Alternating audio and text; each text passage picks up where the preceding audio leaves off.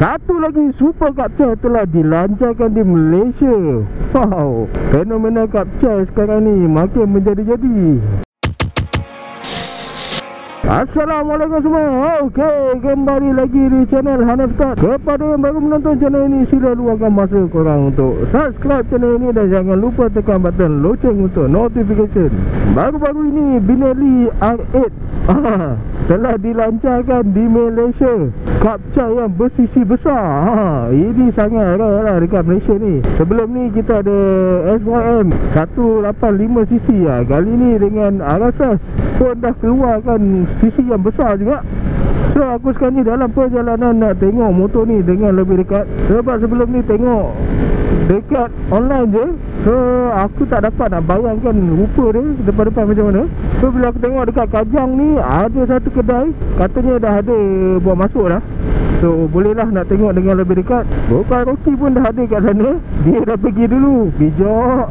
Orang Malaysia ni memang suka lah dengan KAPCAI. Kalau kau tengok kan, kebanyakan motor-motosikal dekat Malaysia ni memang KAPCAI ni sangat reliable lah. Berbanding dengan di Indonesia, di mana motor yang popular adalah motor skuter.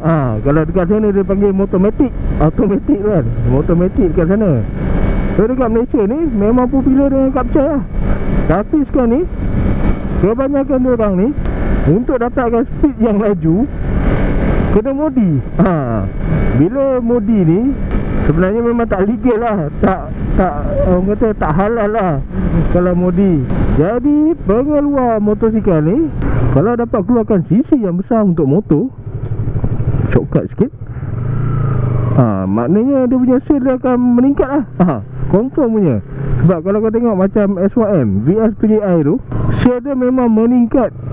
Kalau dulu tak ada siapa nak beli SYM, ini terus meningkat. So macam RFS ni pun dah ramai pakai, tapi tak se-hype macam VS3i tu. So bila Benelli keluarkan sisi yang besar ni, aku dapat rasakan memang akan meningkat lah. Dia punya sale dia akan lebih tinggi daripada yang sebelum ni. Alright, tanpa melengahkan masa lagi, jom kita pergi tengok dengan lebih dekat. Alright. Nampak? Ini Benelli.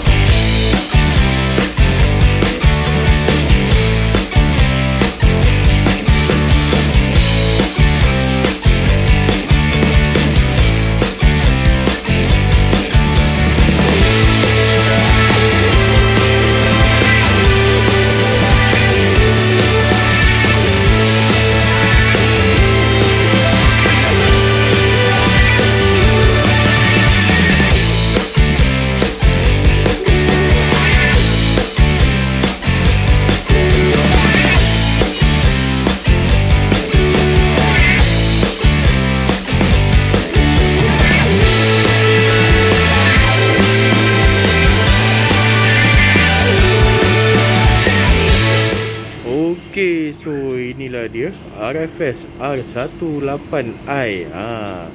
Ni dia dah tak panggil RFS aku rasa dia dah panggil R18i lah. So ini Benelli yang baru.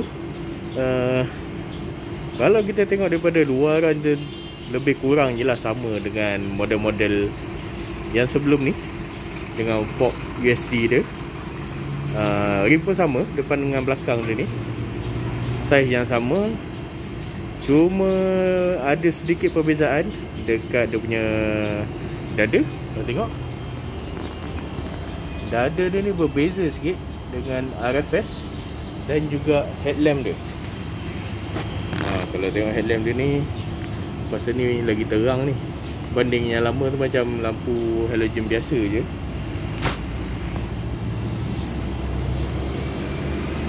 Meter pun ada beza juga. Tak ada kunci dia tak ada bateri je. Bateri tak ada pula nak tunjuk.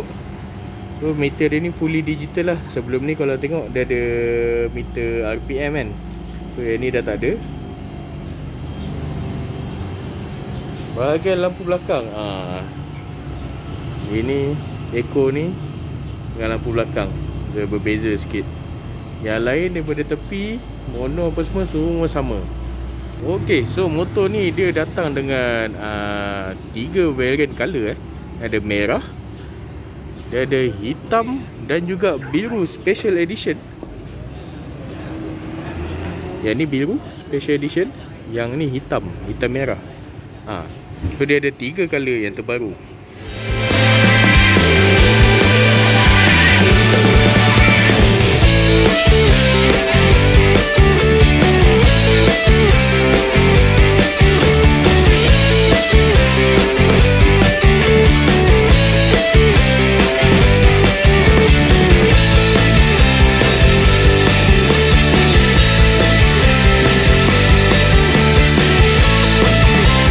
Jadi itulah dia sedikit sebanyak sesi walkaround.